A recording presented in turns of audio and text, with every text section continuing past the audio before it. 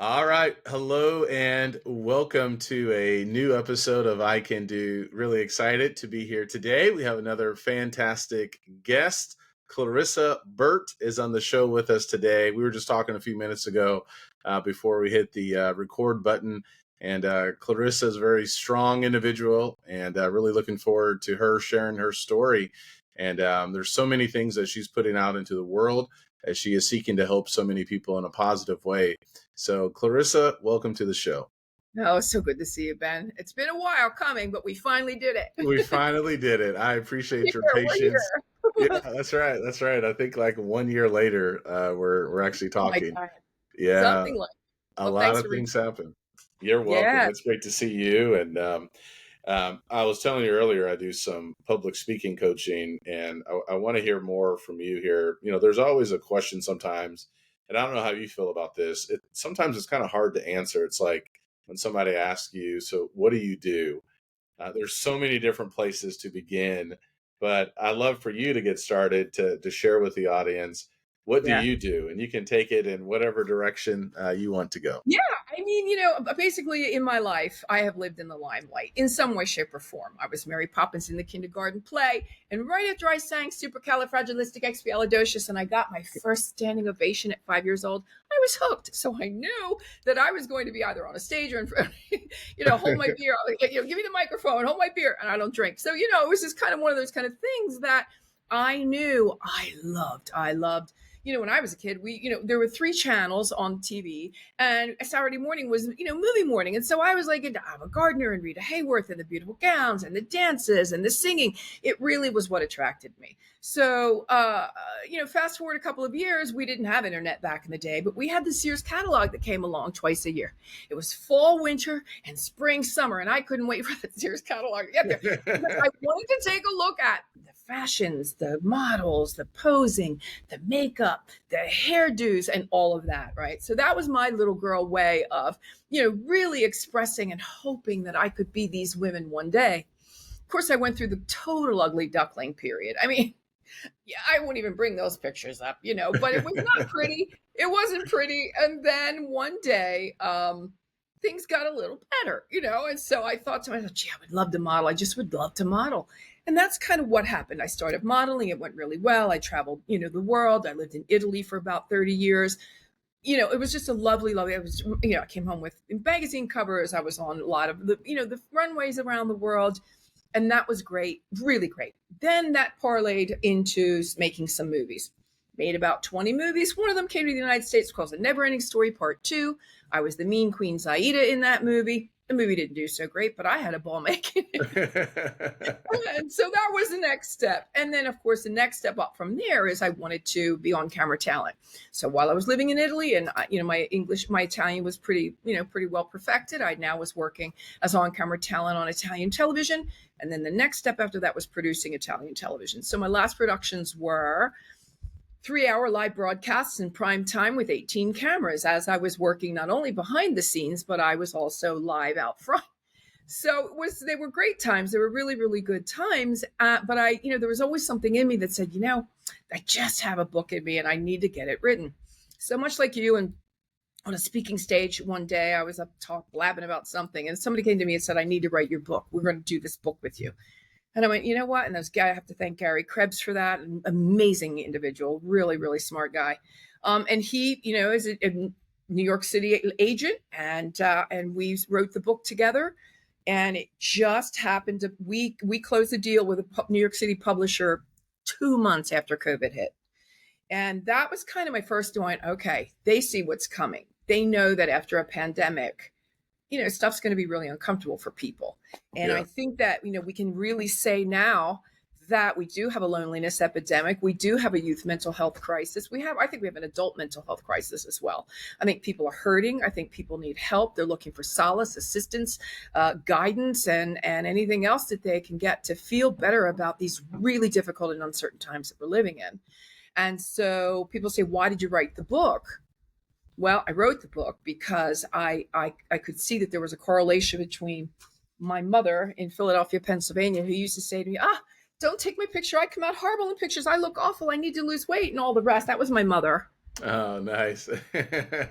Okay, that was me right as I was doing Mary Poppins, but that was Very mom. nice. You know, Yeah. and mom's a lovely looking, beautiful woman. You know, really, Mhm. really pretty lady. I'm kind of thinking to myself, what is it that, I say, Mom, you're so smart. Oh, I'm not smart. Okay, Mom, you couldn't give Mom a compliment. My grandmother, beautiful woman, lovely lady, decides she needs to lose weight, didn't need to lose an ounce. Takes 2 diet pills one day, swallows them, perforates her esophagus, winds up 6 weeks in the hospital. And again, I'm looking at her and I'm going, you are so beautiful to me. I think that the two ladies that, upon which, whose shoulders I stand, I think are some amazing human beings. They never saw it about themselves.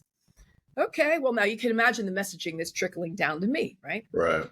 Fast forward, I'm modeling, I'm with the 1% around the world, and some of the most beautiful creatures. And some of these girls as well were having difficulty with their self-esteem, toxic relationships, alcohol, drugs, whatever, bulimia, anorexia, whatever it was. And I say a few, I didn't say all, but I couldn't understand what the correlation was between mom in Philadelphia, Pennsylvania, and these girls on, the Valentino runway.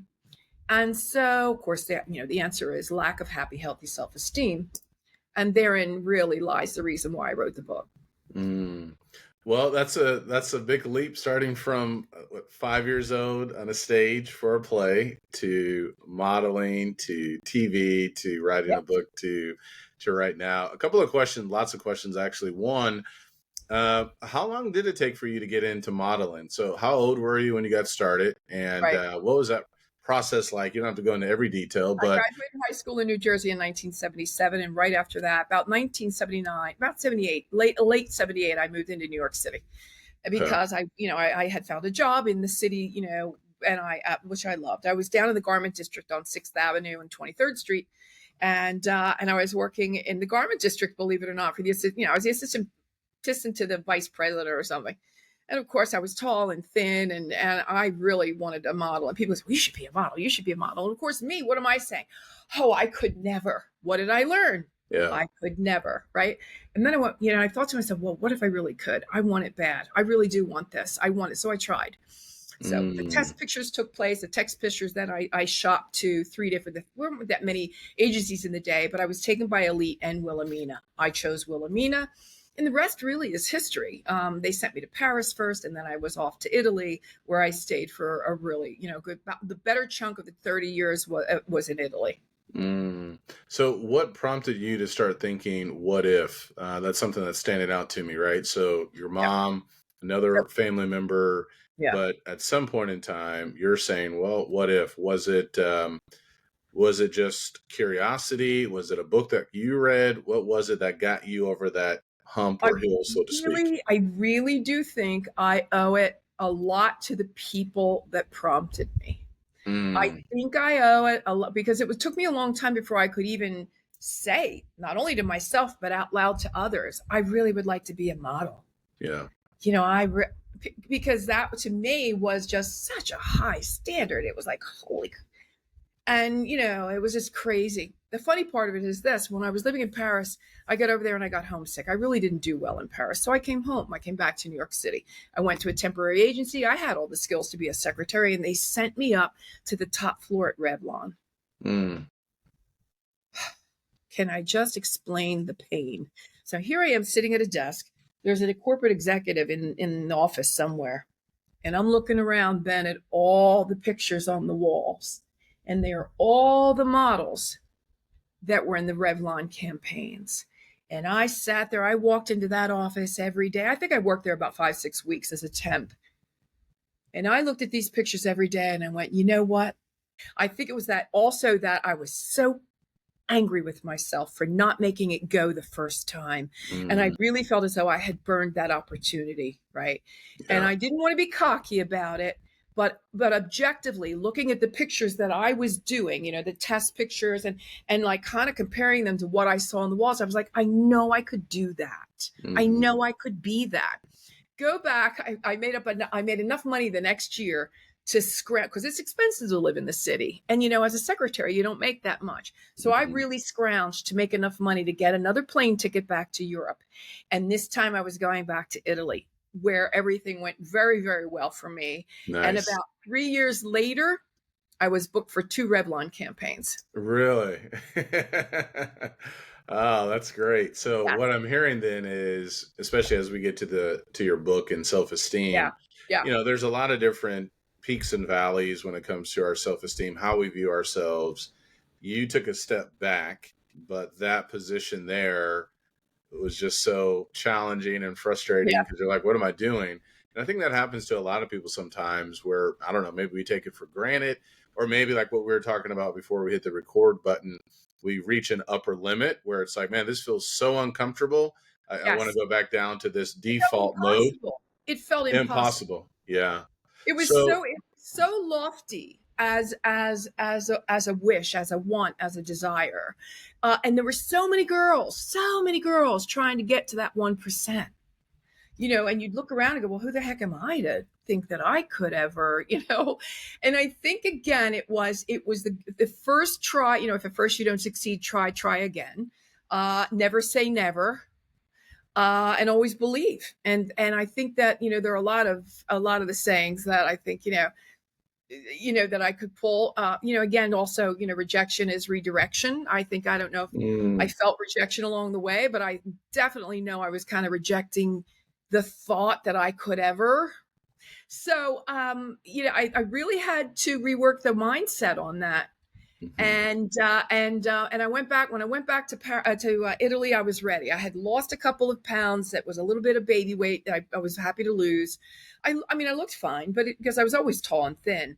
But the little bit that I lost was put me into the runway girl category, which was great. So it put me into it's just the mindset. I mean, we Yeah. hear of it all the time.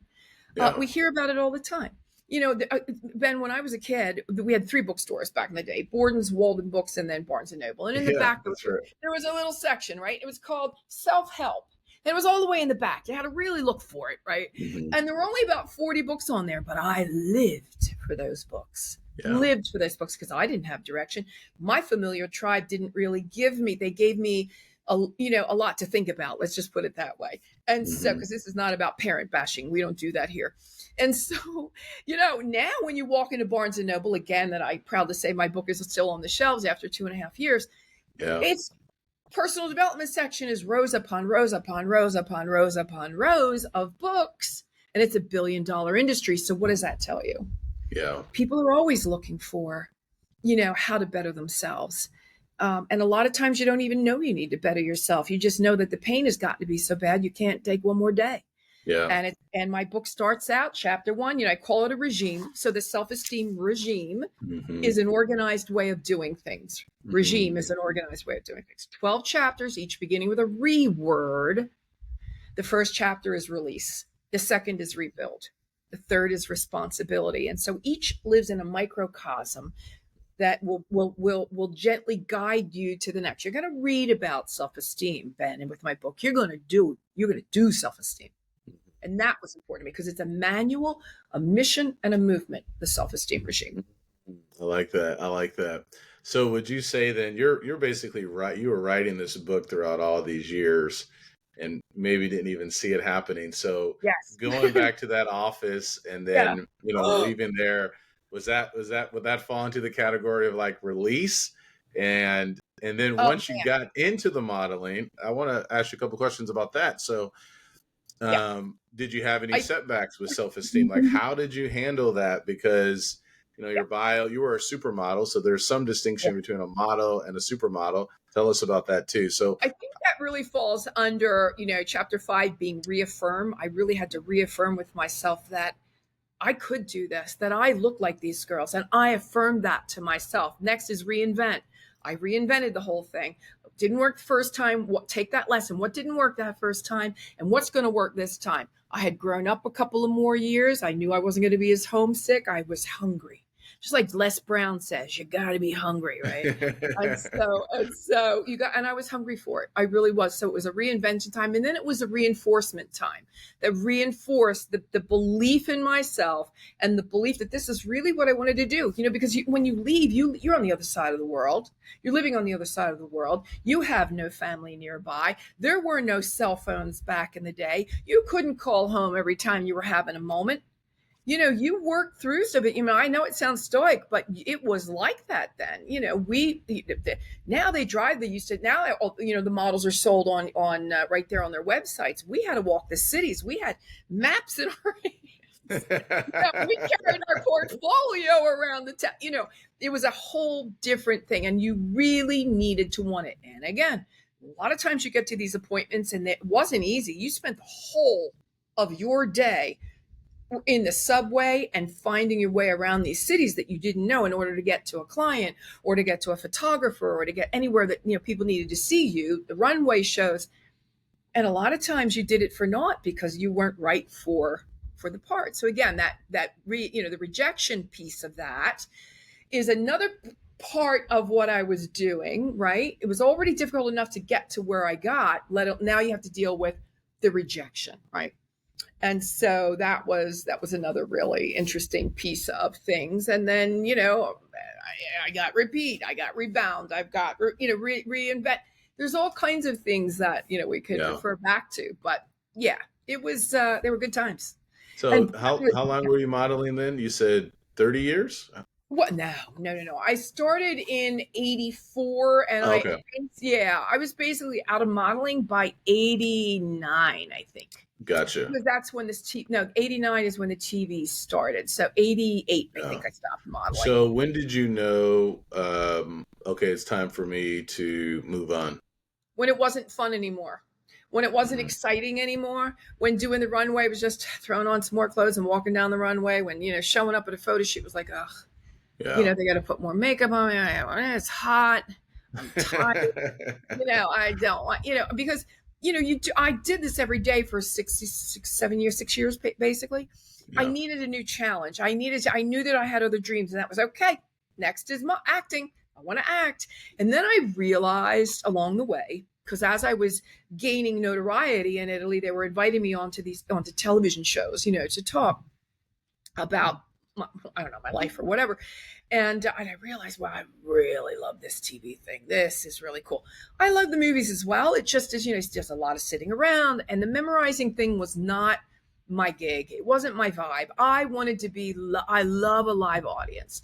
I love a live, and a lot of the shows I did, most of the TV shows I did were live. So I was weaned on live television, and I was weaned to the minute. Like I knew, people say to me, my God, that was exactly 20 minutes. How did you do that? Yeah. You got three and a half minutes to talk. Okay. And with 3 minutes and 29 seconds, I'm done because you get that timing into your head. So it was just a blast. I mean, I had the time of my life. I really, really did. Then that started to get a little old.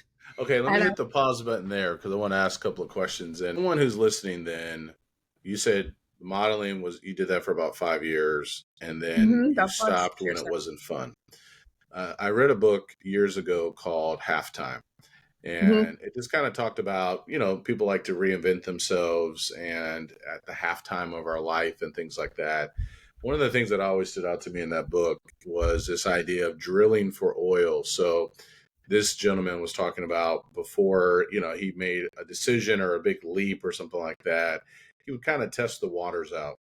So after those 5 years, when you said, okay, I'm not having fun anymore, were you already testing the waters out with TV and movies, or was, how does someone navigate that where on one hand, somebody may be thinking, what if I'm leaving too early?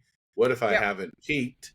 On the other hand, it's like, well, I'm not having any fun. Is it just taking some time off? What recommendations would you give to someone who's trying to make that decision maybe from one career to the next, or just something in a smaller scale? Well, I think that, I once I had each one of them perfected in the sense that I knew that I had been successful. The modeling, I was on every major runway, every major designer, from New York to Rome to Paris to London to Japan. You couldn't get any higher than the people I walked for. I mean, they were the most important designers in the world.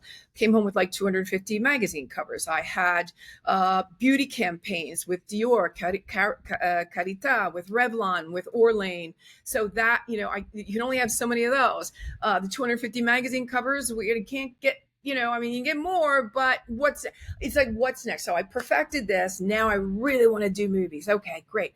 I did about 20 different movies, but there was only one of them that was a Warner Brothers worldwide release. And Never Ending Story Part 2's Aida the Mean Queen. And so I went, okay, I did that. I'm not going to win an Oscar, but ding, ding, ding, ding. I got to the big leagues with the movie thing. Next, TV. What am I going to do on TV? I worked with all the biggest and the best television shows that there were. They gave me even my own television show on a smaller channel, and so I knew that even there, I was. Then that kind of got okay. What's next? Producing.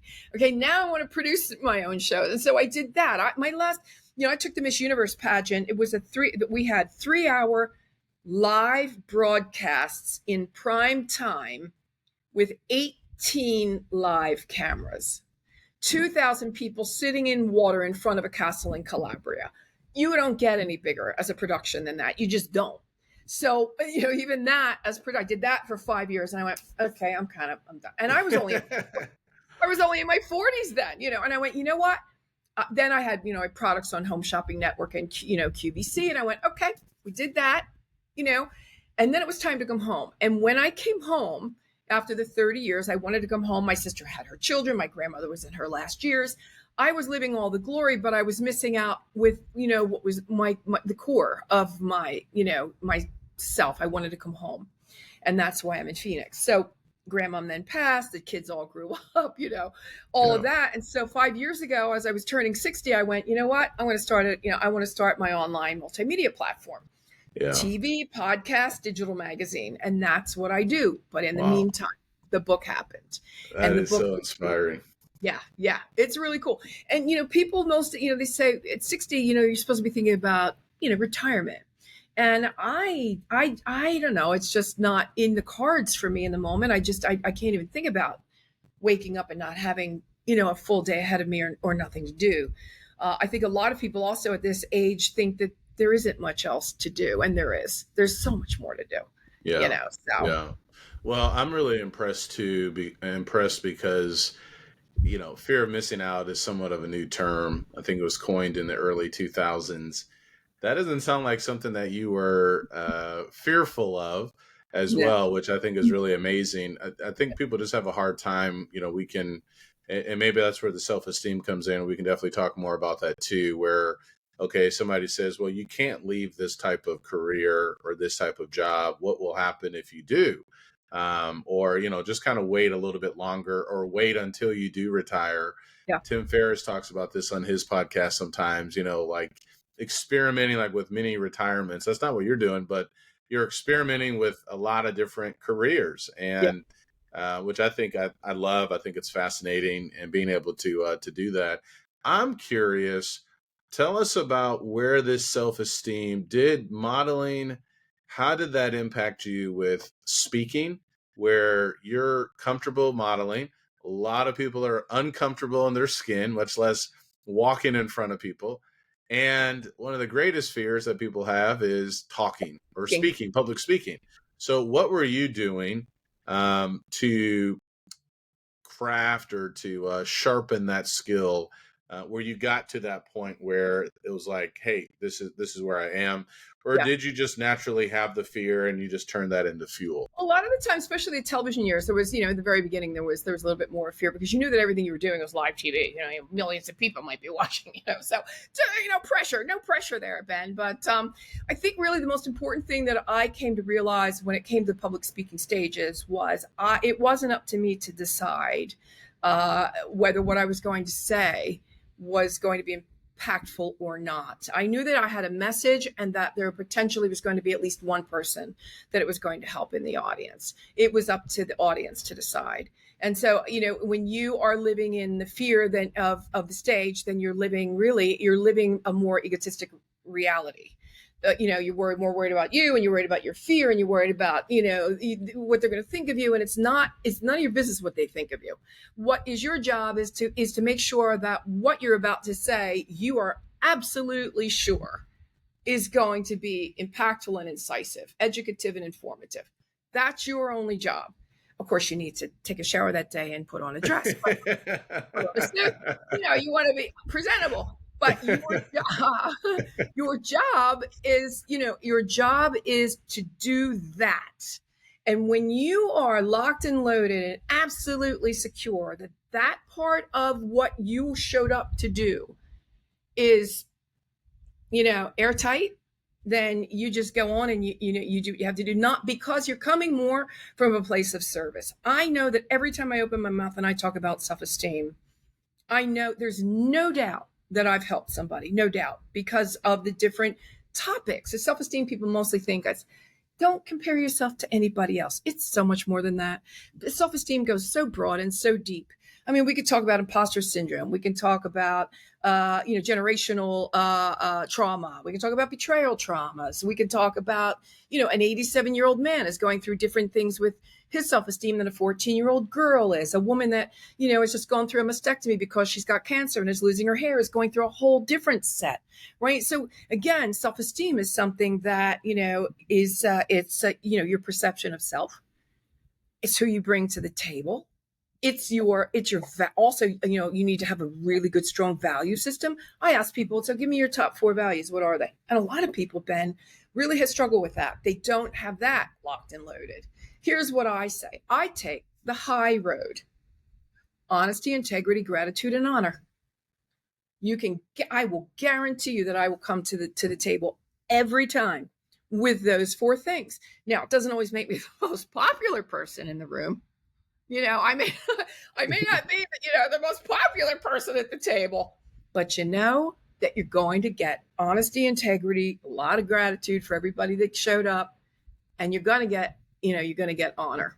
And so that's important to me. Okay. And I think that that's another really huge piece of self-esteem. People, as I said to you before, a lot of especially on social media, and we see this with our kids, right? And there's a lot of that perception and comparing. The grass is always greener on the other side. Well, here's the deal. Is the grass always greener on the other side, or is the grass greener where you water it? All right. So take care of what's yours. Take care of yourself. Be worried about everybody else. Or is the grass really greener on the other side, or is it AstroTurf? Is it fake? Is it plastic? Is it just your perception of what you think it is? So, and by the way, everybody deserves success, and I'm thrilled for those that have it. But stop comparing yourself, because you know what? The good Lord knew exactly what he was doing when he made you. And it is not on you to be second guessing him. So be really happy that you get to be you. Yeah, I love that. There's so many great things, and I appreciate you sharing that. One, when you said with TV, you had a job to do, if there's one person that you can influence, that's something I've said to myself with preaching. You can second guess yourself. Not everybody's going to like the message. And some people have talked about this too. Speaking sometimes is almost like painting, where, an artist is going to paint and people are going to examine it. And some people are going to say, man, that's fantastic. It looks amazing. Other people are going to say, oh, like, what is that? So the artist has to be willing to put themselves out there and to do the work and to do as much as they can to be fully prepped. I want to talk more about self-esteem here. So hold those thoughts. One last question with TV in particular. How did you prep so when the lights came on, you can hit 3:29 or 3.5 minutes, that when you have thousands of people looking at you? Tell us, what was your prep like? Well, obviously hair and makeup is the first thing that goes on, and then you've got your costumes, or the people that are dressing you for whatever it is. This is when you're actually doing a show as opposed to just being, an interview on someone else's show. And so there's a lot of that that's going on. Just the fact that it's live, Ben, is one of those kind of things that you do absolutely run on adrenaline. And the adrenaline is what keeps you going. It keeps you up. It keeps you high. I mean, it keeps you on top of your game. It's one of those kind of things that makes you want to do your absolute best in every moment. You may or may not have had rehearsal. There was really not any rehearsal, and when I was on television, the shows that I'm referring to were in the very, very beginning, they were really more variety shows. So there was always a song that I did. A lot of those are on, YouTube right now. If you YouTube me, you can go back and see me, 30 years ago singing, Bye Bye Baby or whatever the heck I was doing.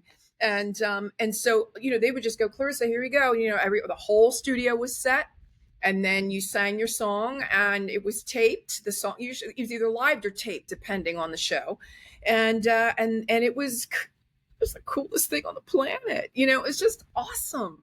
And then the other part of the show was something where we had like a newscast, and so I was the one that was sitting at the desk when around me were all the news, the people that were in the field, and they were like imitators, and so it was a fun. It was a Sunday variety show. It was also really great because it's your creative expression as well. And so and I can still talk about it and feel the joy about it. It was so darn cool. It was so Yeah. darn cool to tell you. But it's really, I think the answer to the question is the adrenaline. It's, it's and part of that is the prep.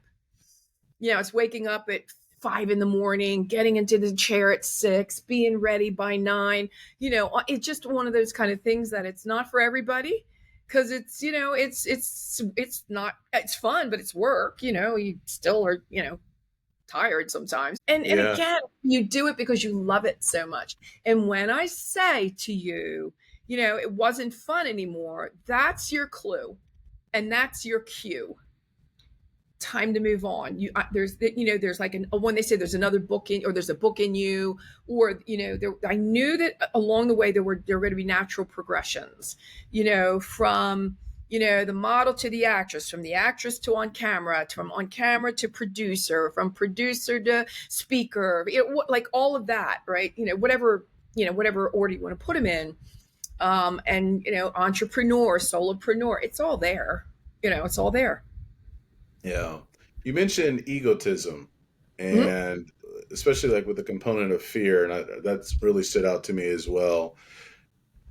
What recommendations do you have? We can start segueing more into the idea of self-esteem, and I definitely want to hear more about how you define self-esteem. And even with imposter syndrome, you're doing things, you have done things, you're currently doing things that a lot of people would feel, no, there's no way I could ever do that. So do you have more thoughts with the idea with the fear and egotism? Because I liked what you said there about when we start worrying about what other people are thinking, that's often more of our ego, and that's Yes. going to cause us to miss out. Yeah. What other thoughts do you have with that, or anything else you want to share with that? Well, it's really always very difficult when the thing that I underline here is you really are going to have to come at this with courage, Okay. because a lot of the times the breakout is the most difficult. Breaking out of the tribe, breaking away from the friends group, breaking away and moving on, breaking away from the family, because people are going to naysay, and they're going to get their noses out of joint. Is the minute you start up leveling, when the minute you start really living your life and your passion and serving yourself and others best, people are going to get a little hurt. People are going to get, again, nose out of joint. People are going to want to ask you, well, who do you think you are? You're going to get a lot of that. And I'm not saying you have to be a jerk about it, but maybe it's not who I think I am, it's who I'm becoming. And so, and that's, and I love you, and I'll always be home for Christmas. Thanks, Mom and Dad. But now this is who I am now, and this is, I just, it's that, when you see the light of the, I say that, this is what I say, that, you hear about going the extra mile. That extra mile isn't the longest mile, and it's dark, and it's scary, and it's blustery, and it's raining, and you don't have an umbrella, and there's a wolf, like hiding behind the trees, and you thought you had your besties with you, but they left you miles behind. When you turn around, you're on your own. There's nobody, but you do see there's that little teeny weeny light all the way down at the end. And man, every step you take, it gets bigger, bolder, brighter, and more beautiful. And that's what keeps you going. It's that light at the end of the tunnel, because you know that the courage, the persistence, the perseverance, the fear that you plow through is all going to be worth it at the end of the day. And that's what you have to keep top of mind. So don't think for a second that you're not going to be in difficulty, that you're not going to be afraid, that you might fail. Again, first attempt in learning, right? Fail, first attempt in learning, because like that. nobody ever learned something real good the first time. My first runway was horrible. My first test pictures weren't great. The first time I sang, I probably wasn't the great. All of that, right? You learn as you go, you learn as you grow. And so give yourself the grace to do that. Be kind with yourself as you're learning and growing, Mm-hmm. and be okay with failing, because failing is almost a little bit of a celebration, because you're one step closer to success. Yeah. Mm, So, yay. that's that's fantastic. Um, there's so many good things there. I had mentioned to you in an email about playing a game Clarissa suggests that was part of the live show that you had, I think in Italy. So I Mhm. want to get some suggestions from you. What do you suggest? We know that self-esteem is such a big deal. What do you suggest when it comes to handling, growing our self-esteem and social media? Oh, on social media, I think that you have to just stay authentic, be you, don't be anybody that you're not. I have to give a lot of kudos to the Dove Self-Esteem Project, because for years they have been advocating and championing for young girls. So last year they came out in April, Women's Month. They came out with this hashtag no filters, hashtag turn your back. And it was we're talking 8, 9, 10, 11-year-old girls and up that are using these beauty filters and glam filters and all the things that are making them look like they're 10, 15, 20 years older than they really are. And when the message is, I'm not good enough the way I am, I'm not pretty enough the way I am. And of course, young girls love the word, I'm not sexy enough, as I am. I don't look like a Kardashian. And so there's these awful pressures that young girls are putting on themselves to be things and look the way that they wouldn't normally. And so I really love Dove Self-Esteem and the work that they've done on this. It's amazing. It's really, stand up job to be, really strong messaging to younger girls, especially, that you are really, truly beautiful. Going back to, God didn't make any mistakes. He knew exactly what he was doing, and you should be really glad you get to be you. That's a hard sell for a 12-year-old. That's a hard sell for 11-year-old, because there are mean girls, there are bullies.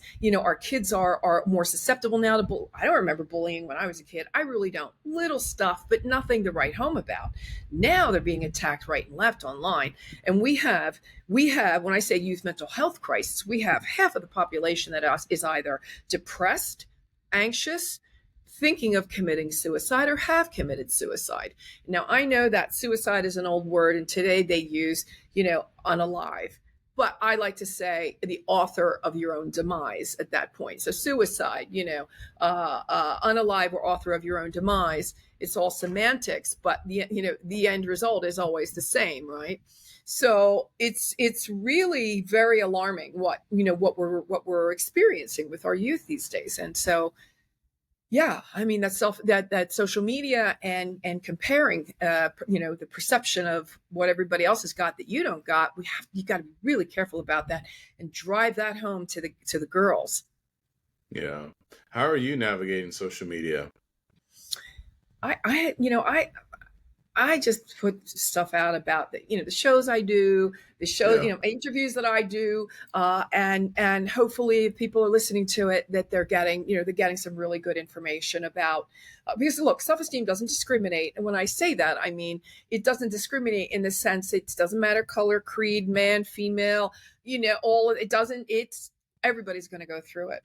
And one of the most important things, I think, is it's our sacred duty, and when I say sacred, I mean living in reverence for ourselves as well, right? To do the work, to continue along the path of our self-improvement and our personal development. I talk about standing strong in your stead, much like a well-rooted tree. But here comes life, and so as it ebbs and flows, it ebbs and flows, and oh my goodness, here comes a death in the family, an illness, a sickness, a betrayal, a divorce, a separation, a breakup, whatever it all may be. Here comes the storm, and in that storm, you may lose a leaf or two, or potentially a branch. I don't know. But if you have the tools in the shed on any given day at any given time, you're not going to be uprooted with the storm and transported away. So this is where I say the more you can do the work on self-esteem, my mantra being I want to be a better person tomorrow than I am today, I will do everything in my power to make sure that that happens. And my circle is smaller. As I said, my circle is smaller, but my peace is gigantic. Mm. And that's, I think, is a really important part of all of this. Living in service to yourself and to others, but obviously, and that again, Ben, is going to be a hard one. That's going to be a hard one because when you do start down this path, people are going to fall away, or there's going to be redirection. There's going to be a reassessment, if you will. Some existing relationships may take on a little bit of it. You might talk to them every day. You might talk to them once a week. You're going to understand the new placement, if you will. And as you start to understand the fact that you're dealing with your inner child and you have to start reparenting yourself, because a lot of us did not come from I don't know who came from perfect parents, quite frankly, because everybody I talk to, right? It doesn't come with an instruction booklet or a manual, right? So, we give them a lot of love and grace as well. And they only knew what they were taught, right? So, you have to also know, when I talk about the toxic stops right here. The toxic stops here. And now it's on me, again, my sacred duty to be the best I can possibly be and have those tools in the shed on any given day that I need to navigate this thing called life. What do you suggest as a first step for someone to build self-esteem? Yeah, I think the first step is to realize something's off, something ain't right, something hurts, something feels bad. And definitely, one of the first things I think is drawing boundaries. And people have a real hard time with boundaries. They think you got to get mad and upset and pissed off. And no, it's ease, joy, and glory. And you just, what makes you feel good, what doesn't make you feel good. And I'm not saying, I'm not one of those kind of people that says, every little thing that triggers you. You also have to buck up a little bit because this thing is called life. But, if it's something that is really blatantly toxic, if somebody says something to you that whatever it may be, hey, those jeans, make your butt look fat. I don't know. I'm making it up as I go. And that really triggers you because you've been trying to lose weight for 100 years and it's just not happening. I'm making this up as I go. Yeah. You might say, hey, can I just talk to you for a second? Because I want you to just know how that really hits me hard. It just hits me kind of hard. And I'm just would you mind just giving me some grace on that? Because if somebody says to you, oh my gosh, I am so sorry. I know it came out wrong. I didn't mean to say it that way. And I absolutely, apologize. Will it never happen again? Well, now you're probably in a relationship that's viable. If somebody says to you instead, oh, come on, get over yourself. You're always in a bad mood. You're the one. You're probably in a toxic relationship. Mm-hmm. And so I think, we're all smart enough to know that how other people make us feel. And therein lies the conundrum. That's where the boundaries are, because we want to be feeling the best we can possibly be in order to be the best we can possibly be. And that's on us. That is our reparenting. That is, again, our sacred duty. That is our, we are always, we are work in progress. We are in evolution, in constant evolution. And so the first thing I think is absolutely the boundaries. I talk about the 4 pillars of self-esteem, which are really important too, which is look good, feel good, be good, and greater good. If you're not looking good and you're looking in the mirror and you're not feeling it, there are things that you can do about that. We all know what they are, right? We work out, we can eat better, we drink more water, we take our supplement, whatever that means. Look good, feel good, diet, exercise, nutrition, wellness. Take the time for yourself, take some self-care, again, eat right. It kind of, some of them kind of overlap a little bit, but you kind of get the idea, right? You got to really be taking care of yourself. Be good.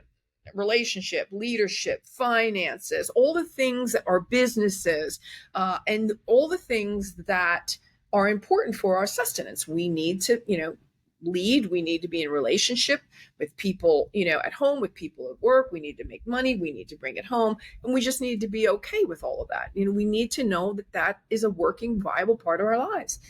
And then the other part is the greater good, which is tithing, paying it forward, giving back, volunteering, and making sure that you understand that even if you don't, and a lot of people don't right now, people are like, geez, Clarissa, I really don't even have an extra.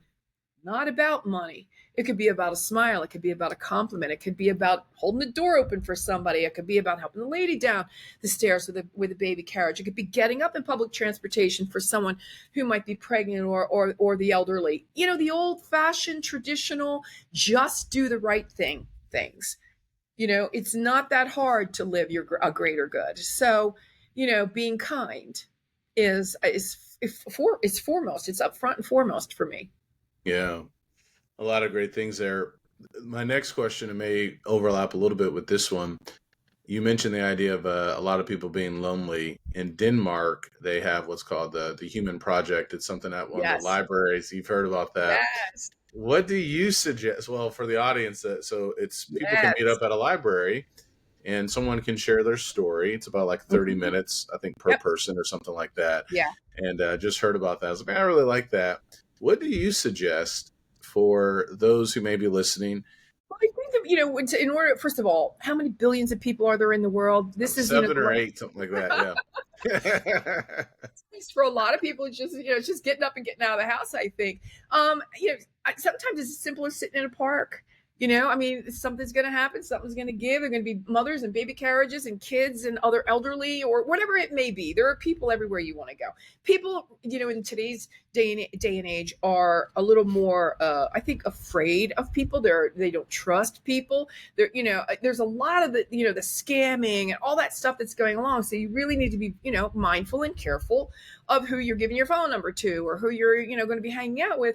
But I think that, yeah, the library is a really great idea. Meetup.com. You can get on there and find people of all kinds, all kinds.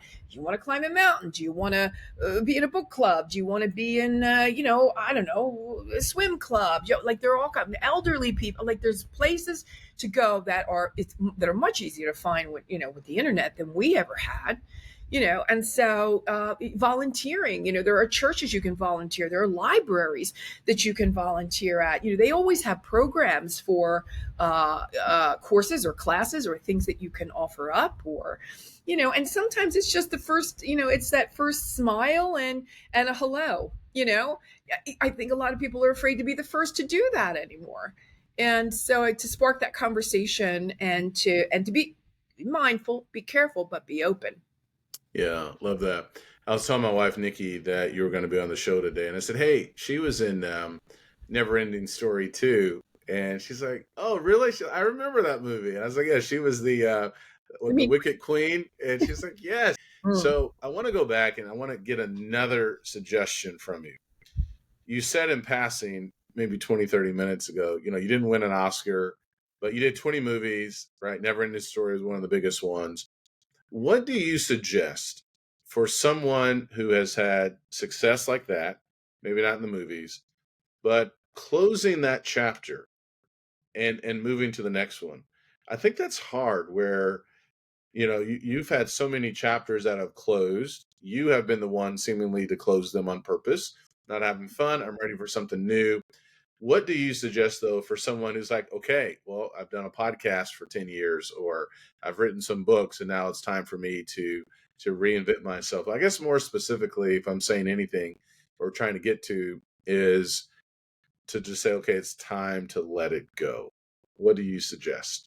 let what go? That chapter in their life. So for you, like those 20 So when movies it's that time to move on to the next chapter, you mean? yeah, You yeah. feel it, you know it. It's like you just know, which is probably going to be the chapter, the name of my next book. You just know, but you Ooh, just know. You just know. You know when it's time. You know when it's when you're starting to lag around it, when it's not bringing you as much fun or as much joy, and that's only you. That is your psyche telling you there's something else you need to be doing. There's something else, probably where you can be more insightful or incisive doing what's next. And that's what I had found along the way as well. I couldn't be a model forever. I didn't want to be an actress forever. I didn't want to be on camera talent forever. I really didn't want to produce forever. I didn't want, I wrote a book. It's great, my book, but now what's next? So the idea is now I'm taking the book and creating retreats and events so that mm, people can come in and actually live with me, look good, feel good, be good, and greater good, and bring in the experts around each one of those four pillars that will help us take a deeper dive on all of that. Yeah. And so, yeah, it's going to be awesome. That's I'm really really, cool. it's very, very cool. It's very, very cool. So you see how there are always spin-offs. If you're looking Yeah. for an opportunity, there's a spin-off. If you've been working an office job for all these years and you're looking for the way out, obviously don't quit, until, you're feeling pretty confident that you're going to be able to make, a good living with what's next. But start working on what's next, with the hours in the evening, hours on the weekend, if it's a hobby. A lot of people have turned hobbies into gajillion-dollar businesses, just, do what makes your heart sing. Do what makes your heart sing. Yeah. Yeah. That's Truly. fantastic. No, I love that. And I love the idea of the retreats and things like that. I think that's fantastic. So good. What do you suggest outside of your book, obviously, with respect to other book recommendations? I go back to Think and Grow Rich. I think that's a really, really good one. The Power of the Subconscious Mind is always a really, really good one. I love Dispenza's, is it The Natural Way? I think it's called. I haven't heard that one. Joe Dispenza's Becoming Supernatural is a Okay. really, really good one. So yeah. And then I love another book by the name of Clarity and Connection that I really, really love a lot. So I'm always, if I'm doing it, reading anything, or if I am listening to anything, again, it's always what can I, it's taking time from my day. I might be in the car or whatever else, but I want to make sure that if I'm driving from Phoenix to LA, those 6 hours are, infused with really powerful learning. Because again, as I said before, we are a work in progress and we are, constant evolution. And in order to be in constant evolution, we have to be continually learning. So that's really important to me. Yeah, that's awesome. Yeah. You have so much passion, which I really love, and clearly you're enjoying your life. What habits? What are you doing to keep this energy up? I'm curious with that. You got a lot of things going on. I know Oh, you no. love. Oh my Yeah. God. Can you share, like, you Eh. know, what else is going on? How are you maintaining all of this? Yeah, it's a really good question. Well, I do make sure that I get the proper amount of sleep. That's really, really important for me. So I have at least the 8. I wake up. I'm up usually 3:30, 4 o'clock in the morning. So I do get up early. I go to bed early, but I get up early. I love those early magical, moments in the morning where it's just so quiet. It's so quiet. I can hear the coyotes out back, but outside of that, the coyotes are out. But it's just really, really great to wake up, and then I'm grateful. I'm immediately grateful for something. Yeah. So whatever that is, I thank God for something immediately. And what a great night's sleep. Thank you so much for that. Or right now, I'm thanking God for air conditioning. I can promise you that, because it's hot. Thank you for my health. Thank you for good health care. Thank you for my family. Thank you for a full pantry. Thank you for clean running water. Thank you for, there's all kinds of things that we need to be grateful for. We need to be more focused on what is good than what really is not good at the moment. Stay really focused on keeping your energy and your vibration high. That's really, really important. I know what I can and cannot eat, what my body type is, what my blood type is. So I know that I'm really good, because if I eat heavy things like meat, I don't eat meat. I'm not a meat eater. I wasn't a meat eater when I was 5. So, I know that there are I make sure that I stay true to, to that. What I put in, everything, it's a lot of it is what you put in. And then in the book, I have something called the Daily Demons. There's Clarissa's Corner, and then there are the Daily Demons. And those Daily Demons, how they do. Tell us Because tell us what you mean by that. the daily demons are always going to want to come back in and be, just tell you can't, be really negative with you. And, who do you think you are? And you could never, and all the things that I used to think. Well, sometimes they come back in. I'm not going to lie. They come back in and I go, you know what? You're 65 now. And, you are getting older and, things are, and I go, you know what? Sorry, not today. Not today, Satan. Go away. It's just not going to happen. So, I really, sometimes I still have to, shush them away, and I do. But, and that doesn't take as long. It used to take me days and weeks, and now it's just like a fleeting thought. So that's really important. Again, catch yourself in your messaging. Your subconscious is talking to you all the time, and it will only come back to you with what you feed it. It's the same thing as thought is energy, and energy is thought. So if you're putting that thought out into the universe, and you're saying, universe, why me? Well, it's going to answer you. Why you? So you need to be, universe, I get it. Got the message. What do I need to know now? What do I need to learn? Can you show me? Can you please, direct me into the right, the proper direction? Yeah. Just be really careful about, the wording. Yeah. Here's another one around wording. You hear people say a lot, and people say a lot, I am enough, you are enough, we're enough, everybody's enough, right? And people think that they're saying something really good. Until one day I decided to look up the definition of enough. And the definition of enough is only as much as is required. Only as much as is required. So I thought, well, God, just the word enough isn't enough. So here's the new mantra. I am so much more than enough. Golly, am I so much more than enough. In the book, we talk about mirror therapy. And I learned that through Louise Hayes' works, and I learned it through Jack Canfield's work, the other half of Chicken Soup for the Soul, with Mark Victor Hansen. And I used it in my book because I wasn't good enough for them. It's good enough for me, right? It's the most impactful exercise I think anyone could ever do. It's really mirror therapy. Really impactful. Yeah.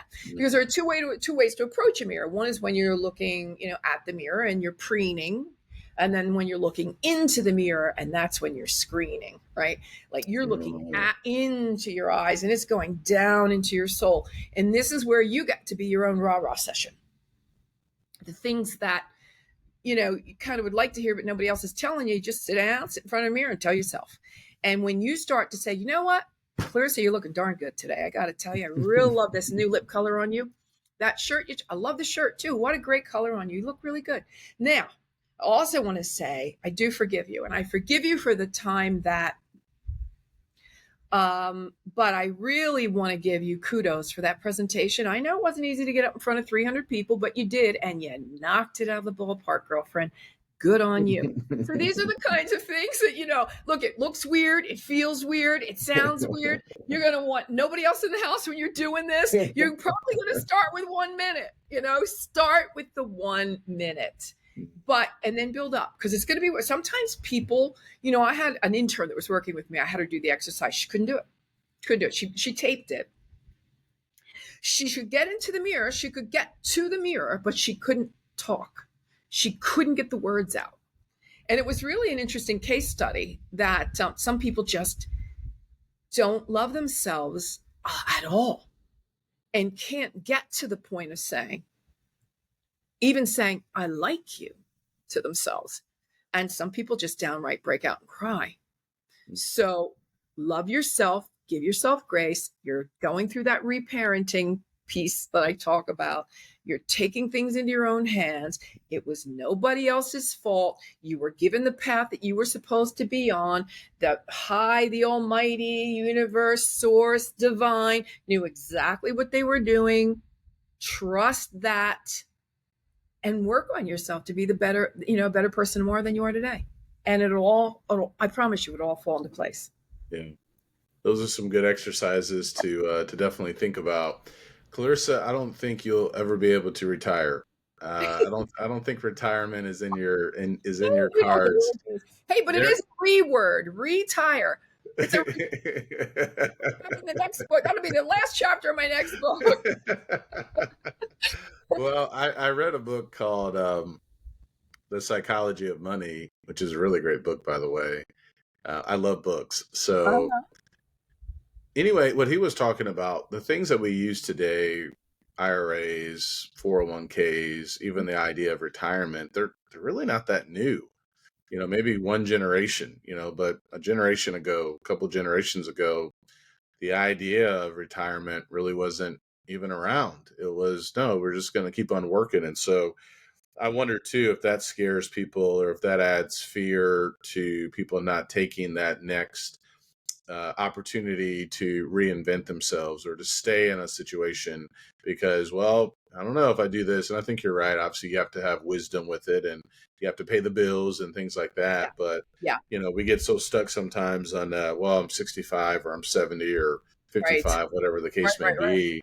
But no, I don't think you're going to retire. And as Yeah, I think about it, it why really isn't retire? permanent. We're always going to have something to offer and Yeah. something to give. And that idea of constant creativity and, you know, different things that are out there that we can do to help people out. So, Before you go, I just want to leave your listeners with this, and this is one that I love, and it's important.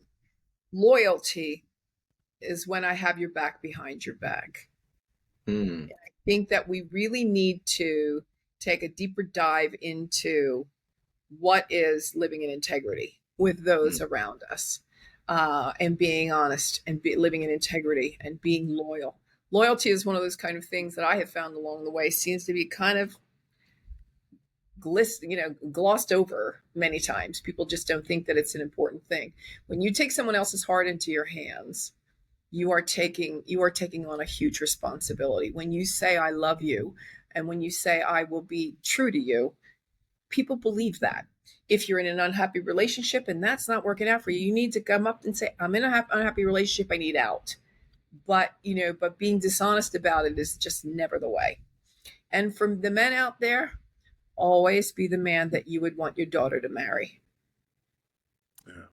Thank you, Clarissa. You're welcome.